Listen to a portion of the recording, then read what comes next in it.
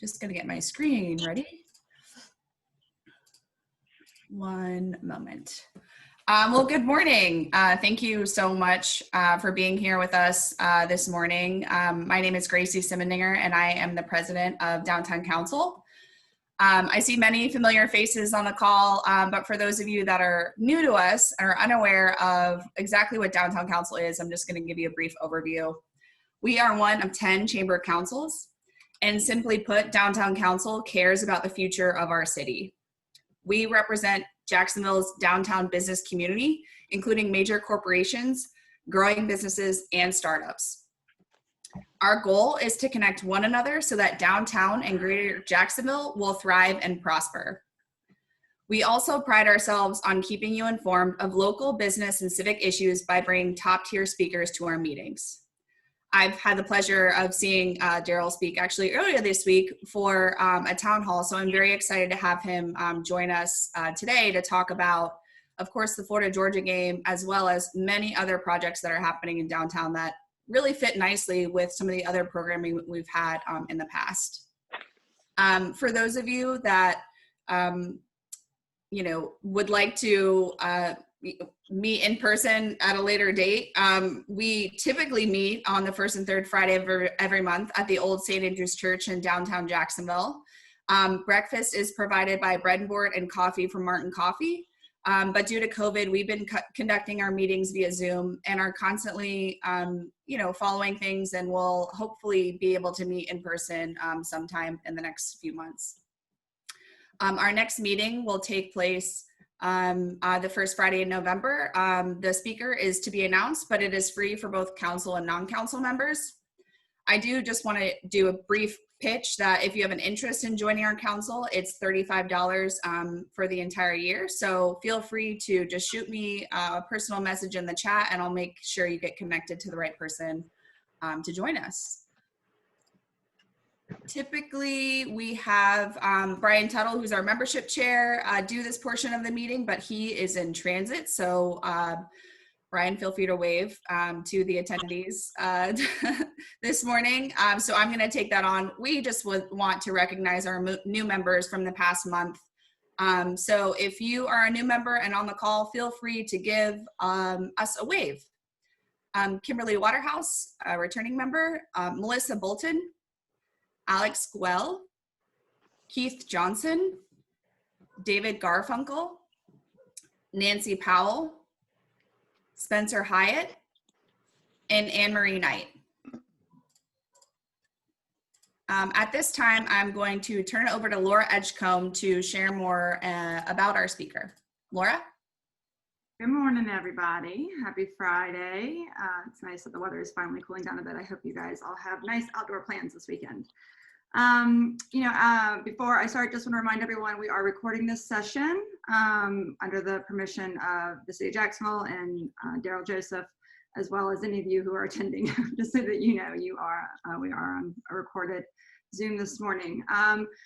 I'm going to give you a little bit of information about Daryl and then remind you that if you have questions for him afterward, go ahead and throw them in the chat. We'll moderate them, and then once Daryl is done with his presentation, I will ask him questions, and as usual, if we get to a point where we are going to move forward, we'll send in the questions and we'll get you your answers ASAP.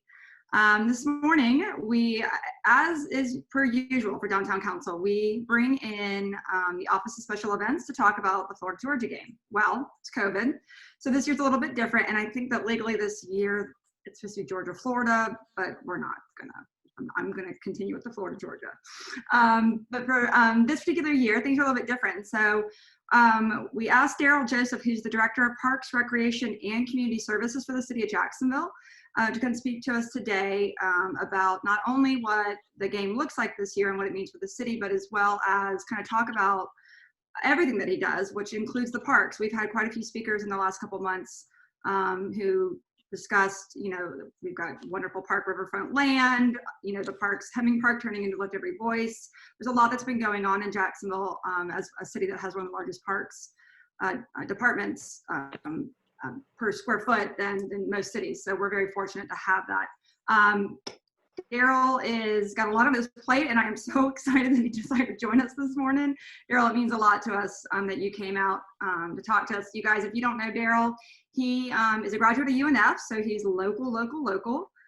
He's been with the city and been kind of, his accolades in the city. He's been the department director, park planning, grant writing and management, program development. He works with ADA and he's a legislative liaison to city council as well. So he definitely knows quite a bit more than any of us, I think, when it comes to our city parks. He is also involved with the Parks Initiative. So I think that, you know, as your questions about the park, I know we're curious about Florida Georgia, but the parks, you know, Daryl's our guy. So to that, and I'm going to go ahead and pass it on over to him this morning. Daryl, thank you so much for joining us, and we look forward to your presentation. Thank you. Thank you. Good morning, Laura. Thank you, Laura, for that kind introduction. I really appreciate it. If we can, before we do that, can I go back to the screen where everyone's showing? Again, I'm Daryl Joseph, Director of Parks for City of Jacksonville. This is a little different for me. I'm sure a little different for all of you guys as well. But I would like to start out by doing a virtual wave good morning to everyone. So if everyone could wave good morning. Thank you. Some of the faces I see on the screen I know and have worked with for years. Others don't know, but look forward to working with you at some point in the future. It's great to be with you this morning. Just to tell you a little bit about myself, I've been with the city since 2004. Love what I do most days, just being honest with you. But every day is different here in the city of Jacksonville. So we have over 400 parks, one of the largest park systems in the United States. So every day is different and a lot of challenges that we work through. Go to the slide. So my team and I have worked really hard to put together a presentation that does not put you back to sleep this morning. We've decided not to focus on the changes that will take place in this year's game. However, those will be covered, but more so information about this great tradition. But before I get into Florida, Georgia, please allow me to share information about a few park projects that we're working on in the downtown, as well as provide update regarding the 2020 Georgia-Florida game. As we talked about Parks, Recreation, and Community Services, again, Parks Department here in the city of Jacksonville is not just focused on parks. We do have several other areas that we focus on that helps improve the quality of life for our citizens on a daily basis. Recently, we've actually, and you'll see some of the divisions that fall up under the Parks Department, the Disabled Service Division, the University of Florida Extension Office, Natural Marine Resources, Senior Services, Social Services, and again, Sports and Entertainment. Recently, we've unveiled plans for Lift Every Voice and Sing Park. It is the former home site for the Johnson brothers, who were pioneers in the African American community, not just in Jacksonville, but around the country. And we have the park design here. This is one of the images that we've shared earlier a couple weeks ago.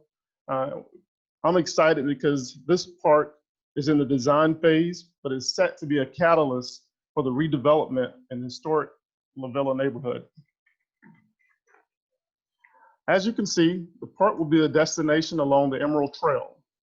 It will also have a performing stage, a raised lawn that will allow for the park to have various uses. Construction is set to begin by the end of this year, and the entire project will be done in 2022. The next project is the Times Union Performing Arts Center, the actual lawn along the North Bank Riverwalk. The goal of this project is to provide various locations and destinations along our beautiful Riverwalk. I truly believe our river is one of our greatest assets. So one of the things that we're really focusing in on is how do we make attractions along our Riverwalk. The lawn will offer a lush garden area, interactive musical play area, as well as other exciting features. This project will begin in 2021. Next, we have Friendship Fountain. This is an exciting project. Friendship Fountain has been basically a staple in downtown for decades. The project plans to enhance the existing infrastructure as also allow for a light, water, and musical show that will happen nightly. The other components of the project include creating a wedding garden, as well as a themed children's playground area, all right here in downtown Jacksonville. Construction on this project will begin in 2021. And if you're looking at the image, you'll see to the left, that will be the area right next to where River City is currently. That will be our lush garden and wedding area. And then to your right, we're gonna be doing a themed playground. So we'll have a ship, a concession area, a water splash pad, really an opportunity for families to come down and experience downtown Jacksonville in a different way.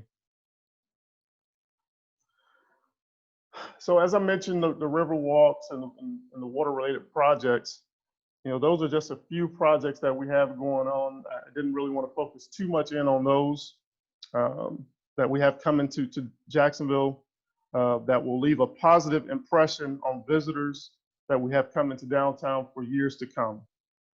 Speaking of visitors, we're looking forward to continuing the tradition of hosting the 2020 Georgia-Florida football game on November 7th.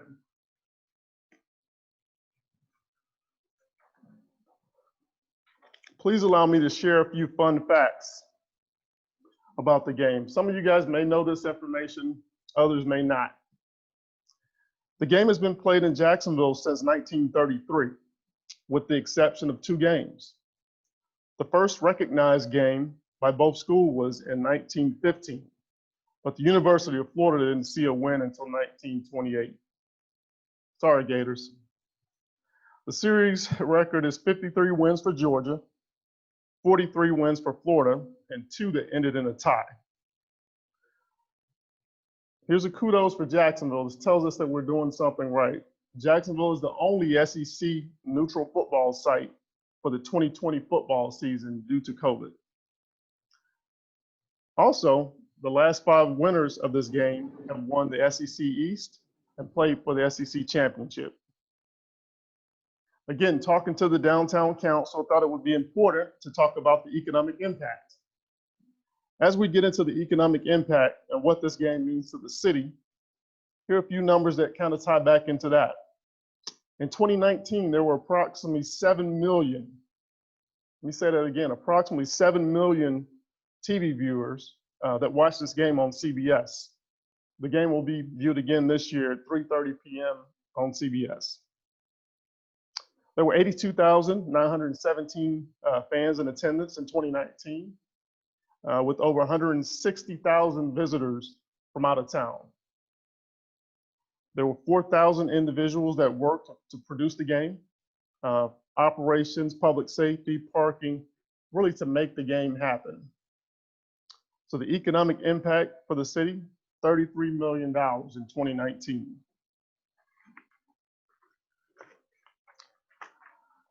With that, I want to share a short video that actually provides some information regarding the game. So if you guys will bear with me, we'll actually put that on.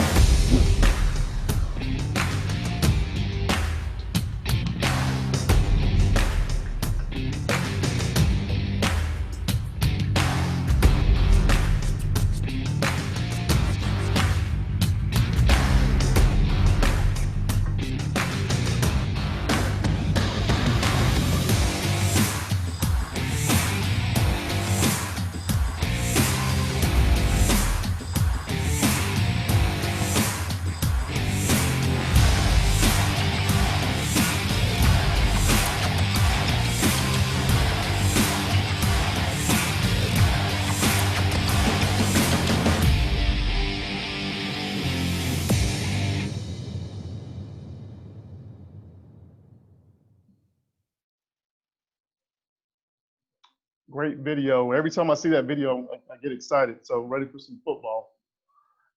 Each year, the homes, there's a little bit more operations and kind of what goes into making the game. So each year, the home teams sit on the west. The home team sits on the west side, and the away team sits on the east side of the stadium. The dividing line, as you guys know, can be very easily seen. This is the first time that two NFL and two SEC teams coexist within the same facility for a game day weekend. There are 92 walk-through metal detectors, which will allow fans to have ease and access to the stadium. So with everything that's going on with social distancing, we've taken that into consideration to make sure that we can facilitate getting fans within the stadium without any hassle. As I've often said this year, 2020 is the year of first. This will be the first time in history at TIAA Bank Field that the stadium will flip from college football game to an NFL game overnight. To give you an idea of what goes into this massive undertaking, all the signage and branding within the stadium will have to be changed. The current 8 rows of seating, tarps, will be removed for the Georgia-Florida game and then reinstalled for the Jaguar game the next day. All the concession stands will have to be restocked.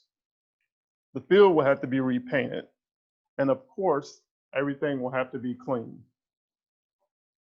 Again, merchandise within the stadium on that Saturday will be focused on the Georgia-Florida game. And then of course, for Sunday, we'll be transitioning for the Jaguar game. As with everything this year, we've had to make modifications to the game and ancillary events, but we're excited to be able to continue this tradition, a great football rivalry here in our city. This year, as you guys have heard, there will be no RV City, the Duval Bowl City Bash, nor no Hall of Fame luncheon. We will be hosting informational sessions, informational booths, zones, because we understand people will be coming downtown, but we want to be able to direct those individuals to the right place. Transportational services as it relates to your water taxi and the marina will be open. The game will have a reduced capacity this year. We're still working closely with the schools as it relates to that. I mentioned the information and first aid zones.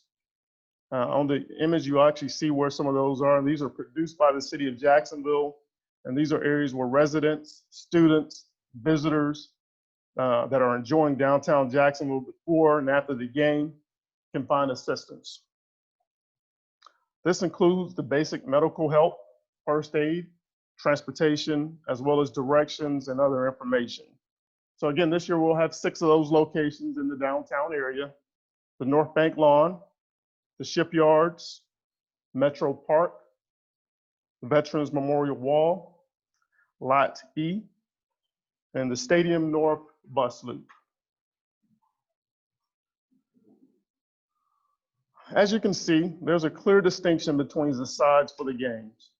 Georgia will be sitting on the west side of the stadium, and Florida will be sitting on the east.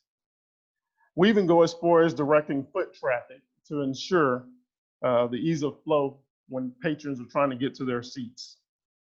There will be 7 gates open this year to assist with the ease of access as well. We also have a parking layout. The available parking at all City of Jacksonville managed lots will be open for Georgia and Florida. These lots are primarily utilized for Florida and Georgia ticket holders.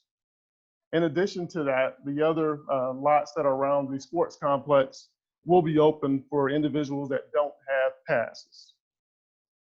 As you can see, there's a lot of planning that goes into making Georgia-Florida game one of the great football traditions around. Just as everything else in 2020 has been a challenge for us all, but we're excited to continue with this tradition and bringing individuals into the city of downtown for years to come. Thank you all for allowing me to share this morning. A couple other events I do want to inform you of. Veterans Day Parade, November 11th. We're excited to be able to continue with that. The Light Boat Parade will be on November 28th. And then again, New Year's Eve fireworks on December 31st. I'm available for any questions.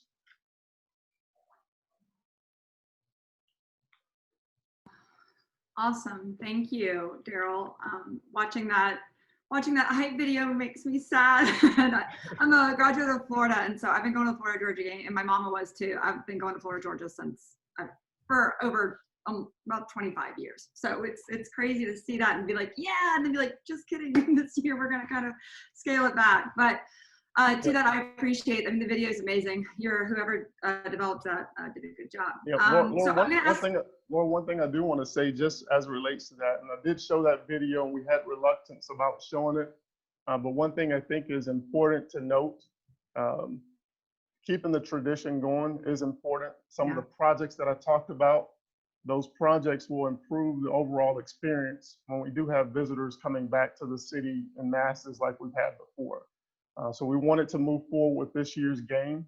We worked closely with the schools to make sure we can have a safe and responsible game.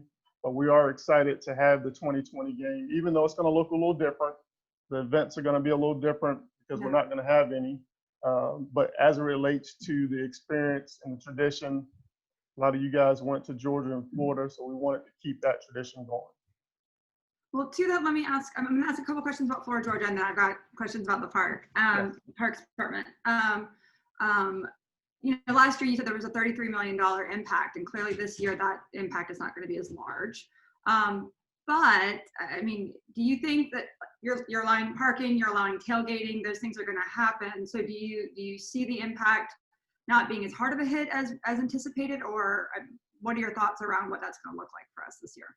Yeah, great question. So just for clarity, we are allowing parking for the game, but on the city lots, we aren't allowing tailgating. Okay. So, but I do still feel like fans will come to the city and patronize from a business standpoint. Even citizens that are part of the city are going to want to be a part of the experience. As it relates to the economic impact, we will be hit, but we're looking at this as more of a long-term approach, keeping the game. So yes, we will be hit this year, but we do look forward to years to come. Is it going to be difficult for you guys from like, as is everything with COVID right now, the fact that y'all are going to be putting out expense for being, having your information zones and those sorts of things are the normal expenses that go along with having a special event and those sorts of things. I mean, are y'all concerned about any of the expenses coming out of y'all's end? I know that the city does well in planning for this particular event. Are y'all? Yeah, sure. So Laura, from that standpoint, comfortable with everything? Yeah, from that standpoint, I know I talked a lot about what goes into the game. We have a lot of good professionals that have done this for a long time. The schools have been very cooperative as well. Wonderful. So even though there are those expenses have been cut back to a lot this year in order to make sure that we have a scaled back game. So of course our expense is reflective of that as well. Okay, well, that's good. That's good to know. I know it's to your point, it's a big one for the city, and then to lose it's kind of hard, but we haven't lost it entirely. And kudos to you guys for being flexible and fluid. I think it's kind of like the term of the year, and figuring out a way to be able to still allow this great, amazing tradition to continue. We're gonna go ahead and, actually there's one question on here, and I think this is more of a question for the universities, but you're gonna know the answer. Are they requiring masks inside the stadium for the game? Yeah, so we meet weekly with both universities. And that's something that we're working through, as well as the Jaguars, because the Jaguars do have a policy as it relates to their games. So that information will be coming out pretty soon as it relates to whether masks will be required. But that is something that's on the table and on the agenda at each week's discussion.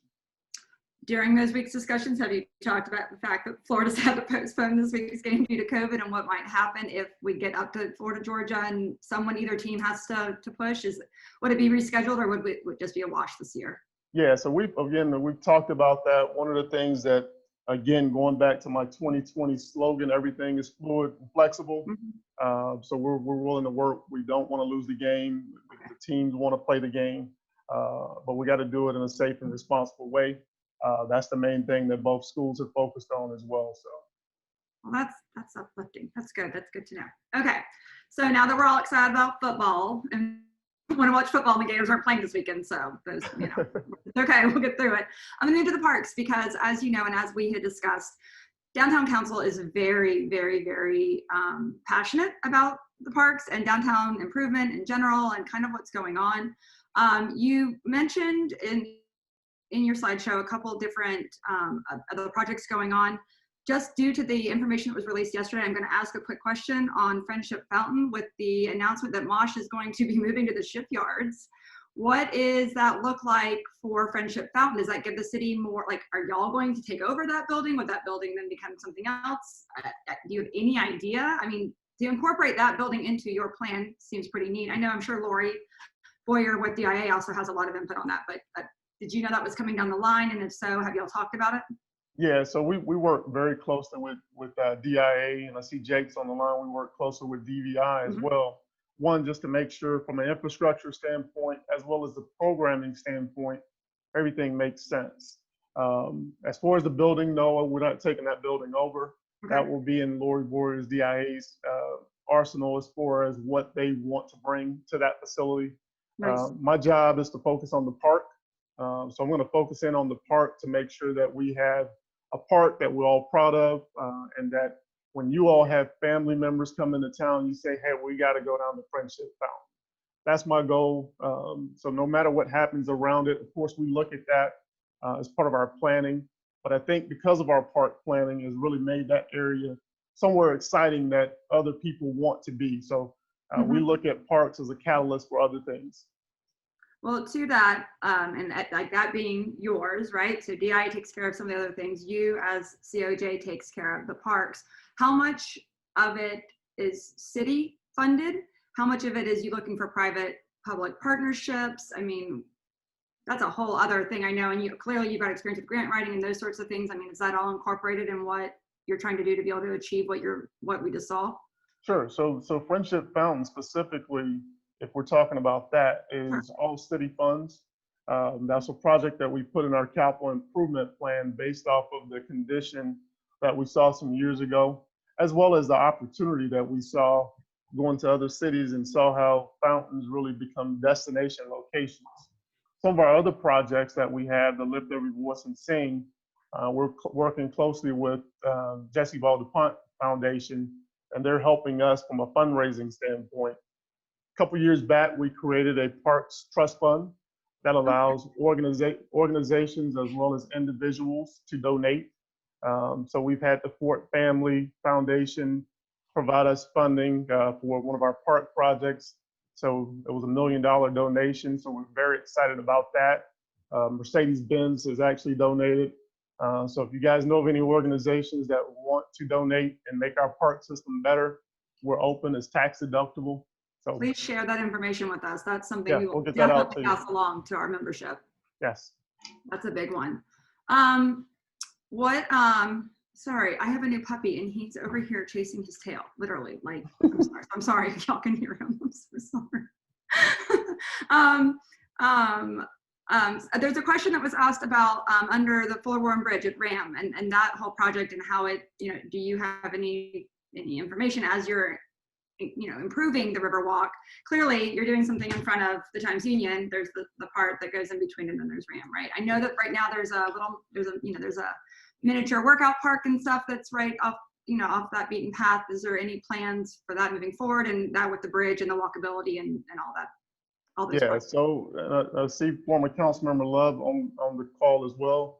Might have been Jim who asked that question. Yeah, so I mean, we worked closely when he was there to really kind of put the balls rolling, get the balls rolling regarding that project, and it's continued on. So we're working with RAP, the community group in that area, as it relates to the design and layout and the amenities that will be within that area, as well as Riverside Park. I mean, again, the major thing for me is making sure we don't have cookie cutter parks, making sure that we have destination locations. So if you want this experience, you go here, but ultimately that they all connect. That's why I'm excited about the Emerald Trail, our river walks, because they allow for a lot of our amenities to connect. Being that we're downtown council, we actually pull in people from all over Jacksonville. It's not just like a neighborhood. Like Mandarin has a council. Usually it's people that are more within the Mandarin neighborhoods, Arlington, et cetera. Outside of the downtown core and the parks the projects that you showed us and that we all are learning about through our different speakers. Outside of that, I mean, you've got parks in every neighborhood. What does that look like? And how do you manage all of that as well? And what's in the future for those parks? So again, we have a capital improvement plan. Having over 400 parks is a task. As I mentioned with COVID, we had more park users. I truly believe this is based off of the amount of trash that was left behind in our parks because we saw that people were using it, trying to get out of the house, finding that some of our parks are actually pretty nice. So with that, we have a capital improvement plan that allows us to focus on the funding a few years out. But with that, we depend on a lot on community input. I go to a lot of meetings similar to this where I get ideas and then we look at what other cities are doing so we can stay competitive, making sure Jacksonville is a place that we all love and want to tell other people about. Someone just asked a question. I'm sure you can probably see it. With the James Weldon Johnson Park, there's an empty pedestal.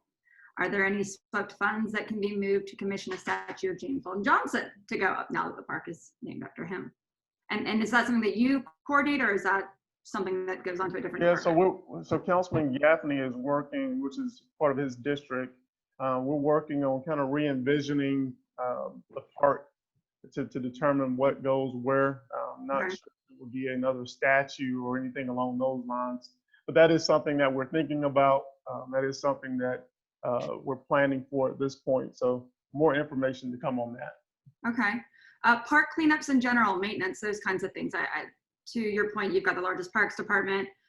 There's only so many people, so many hours in a day. Like as far as like cleanups, I know that like, for example, Memorial Park has its own association. Riverside has its own, Riverside Park has an association.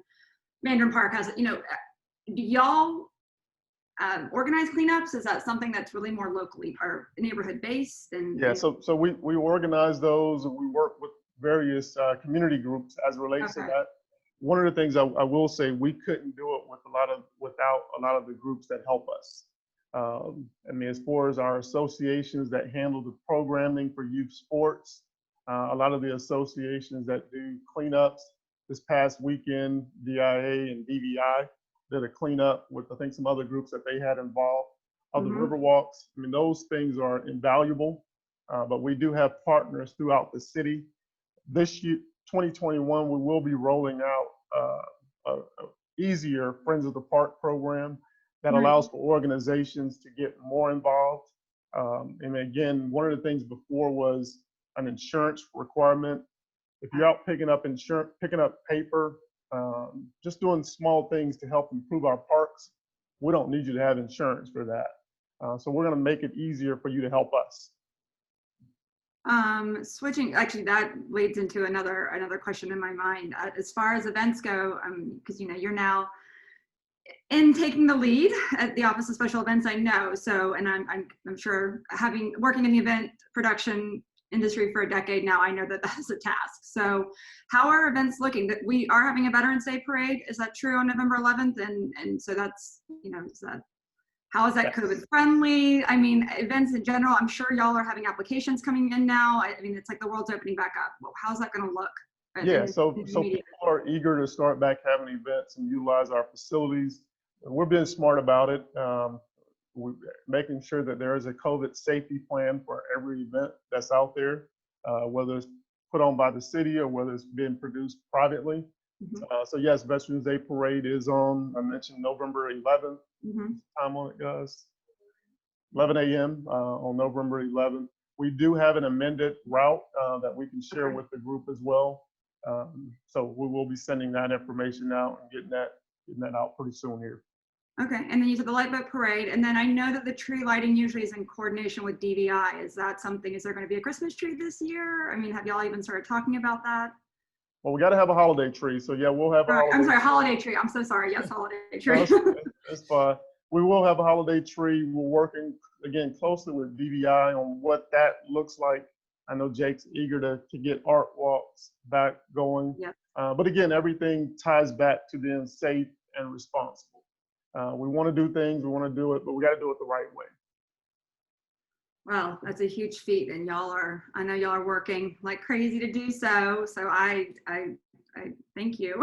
As like a city member, we want to be able to get back to normal, but in a slow way. The other thing I say is this time has given us an opportunity to think about different events. I wouldn't say new events, but different. That's Things fine. we hadn't necessarily thought about before. How do we activate our river walk? How do we activate things and still be socially distanced? So those are some of the conversations and some inputs and outcomes will come from those conversations. So some of the events moving forward will look a little different, Okay. but we're excited to roll those out. It's kind of like a nice little reset. I think a lot of us who are going 100 miles an hour have appreciated taking this as a moment to kind of breathe and look at things, be able to look at them at an overview. I know that we're going to have other questions that come in because we always do. So if you don't mind, Daryl, I will probably send you a list of some things that were kind of brought up, but that I would have been too lengthy of a response for the time that we have. Not that they're not important, but I just realized that some of these were a little bit more tied together. So if you don't mind, I'll shoot you an email. I know you're busy, but I'll shoot you an email. I appreciate it. Thank you for your time today. Thank you guys for letting me share with you. Hopefully I didn't put anyone to sleep this morning, and let's end by waving goodbye. You did great.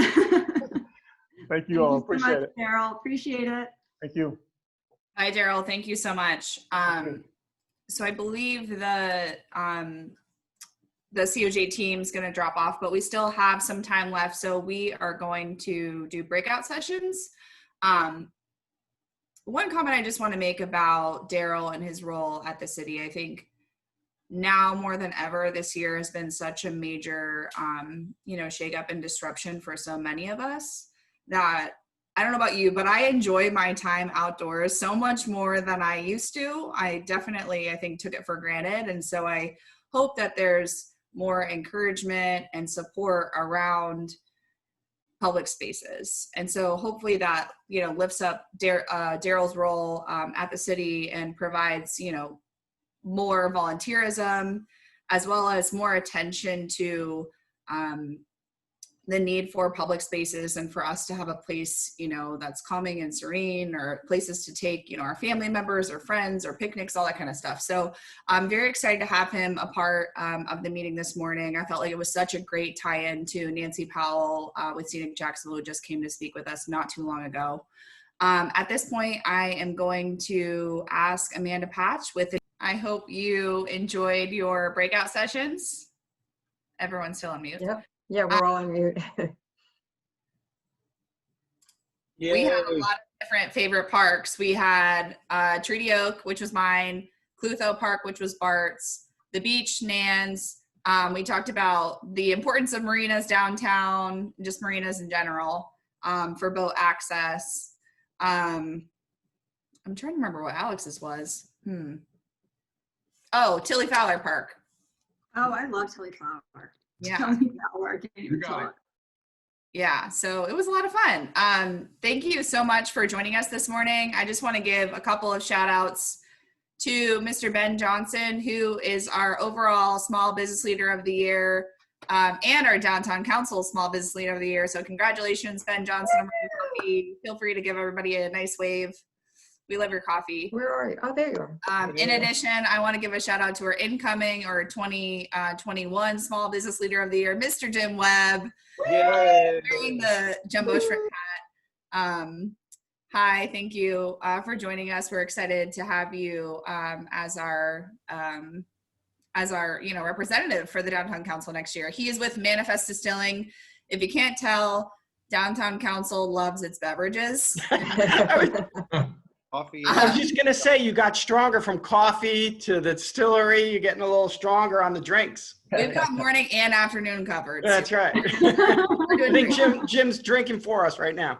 It is Friday. So in addition, our next meeting will be virtual. It will be Friday, November 6th. We meet the first and third Friday of every month. Because of Thanksgiving, we've canceled the third meeting for next month, but just know we will have more details on the speaker coming soon, but plan to join us again via Zoom Friday, November 6th. Other than that, that's all I Okay. have for you. Again, thank you for being here with us. It's good to see you all. I'm glad we got to catch up, and I look forward to seeing you in a couple weeks.